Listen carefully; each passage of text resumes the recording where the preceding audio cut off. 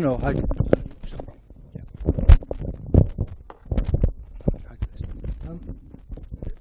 Okay.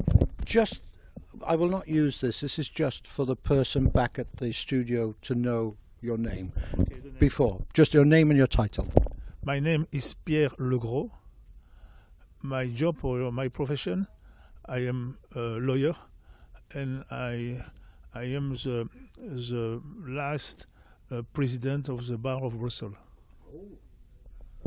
I am honored to have you. Okay, sir. We're going to talk about the position of EU and Morocco regard fishing. Now, what is the problem? Can you, in layman's terms, not lawyers' terms, but in simple terms, can you explain to me the problem? Yes, oui, je peux continuer en français.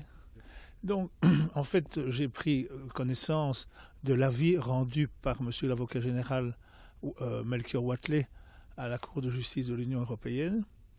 Et bien entendu, M. Wathelet est un juriste d'importance et il connaît très bien son métier. Et donc, ses avis sont toujours importants. Et je l'ai lu avec d'autant plus d'intérêt.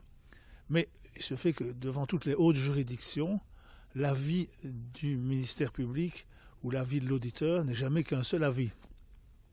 La Cour, évidemment, c'est elle qui a le dernier mot, c'est elle qui décide de la décision, mais elle est attentive à quelle est l'origine de l'interrogation que nous nous posons sur l'avis de l'avocat général. Je disais que c'est vrai que M. Wathelet est un juriste de haut vol.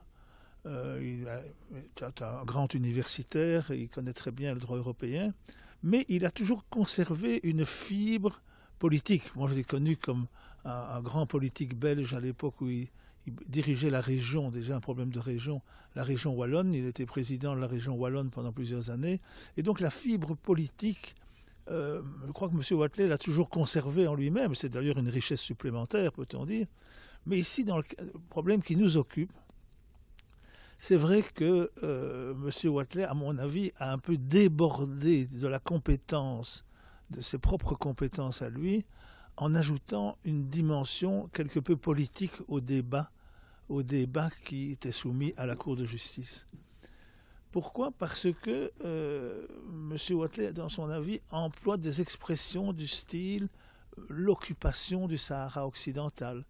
Or, nous savons que pour le Maroc, il ne s'agit pas d'une occupation.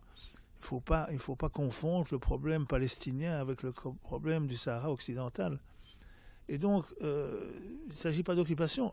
La position du Maroc a toujours été de dire que tous ceux qui habitent sur le sol du Maroc dépendent de la royauté du Maroc.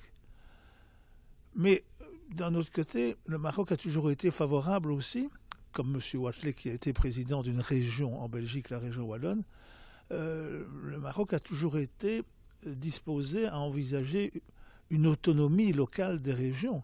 Par exemple, pour le Sahara occidental. C'est pas reconnaître l'autonomie du Sahara occidental, c'est comme reconnaître un peu l'autonomie de la région wallonne, de la région flamande ou de la région bruxelloise. Ces trois régions relèvent quand même du royaume de Belgique, comme l'autonomie qui pourrait être accordée à certaines régions du Maroc. Et donc j'avais l'impression qu'en lisant l'avis de M. Wathelet, il donnait en quelque sorte des gages à des revendications purement politiques émises par le Front Polisario. Et je ne pense pas que la Cour de justice sera attentive à cette dimension politique qu'il semblerait que l'avocat général a voulu donner à ce conflit sur l'ouverture du traité de pêche au Front Polisario. Je pense au contraire que c'est déplacer le problème parce qu'il s'agit là d'un problème purement politique qui relève en réalité des Nations Unies, et nous savons qu'il y a beaucoup de négociations en cours entre les Nations Unies et les différentes parties intéressées au Maroc, mais je ne pense pas que la Cour de justice doive s'immiscer dans un débat politique. Et je craignais un peu que M. Wathelet entrouvre la porte d'un débat politique qui serait soumis à la Cour. Je crois que la Cour ne répondra pas à ce souhait émis par M. Wathelet, que la Cour restera dans la droite ligne de ses compétences purement juridiques et non point politiques. La Cour n'est pas là pour régler des problèmes politiques dans un État, mais pour appliquer les normes de droit européen.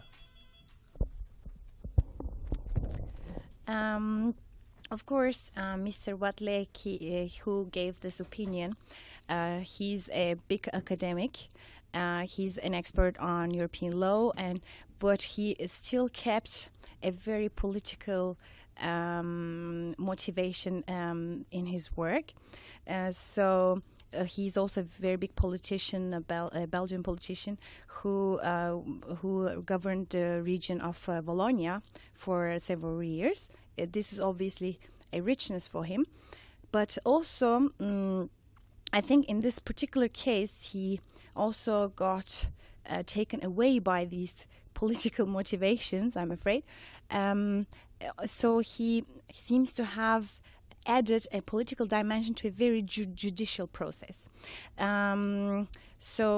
Which means that in his opinion he mentions the occupation of Western Sahara, but for Morocco it's not an occupation.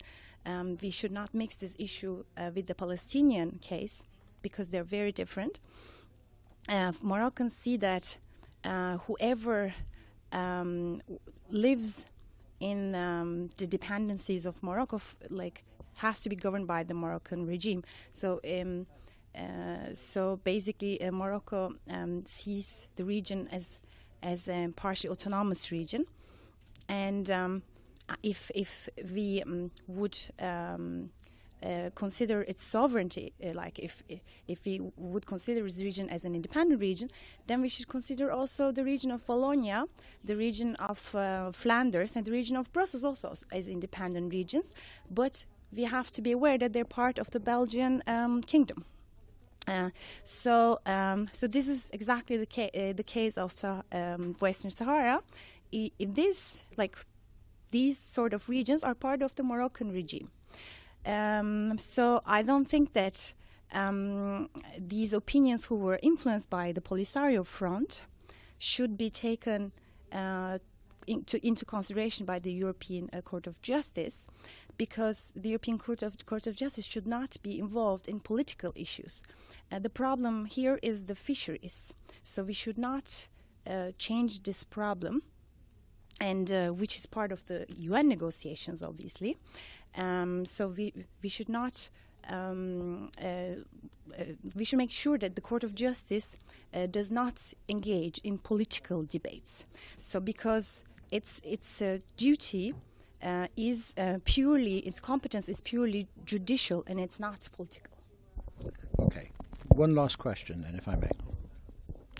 Is there anything else you'd like to add to what I've asked you? Non. Non. Thank you.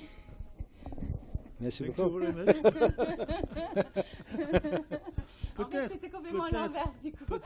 Peut-être que nous pourrions nous revoir quand l'arrêt sera rendu par la Cour de justice. Ça, ce sera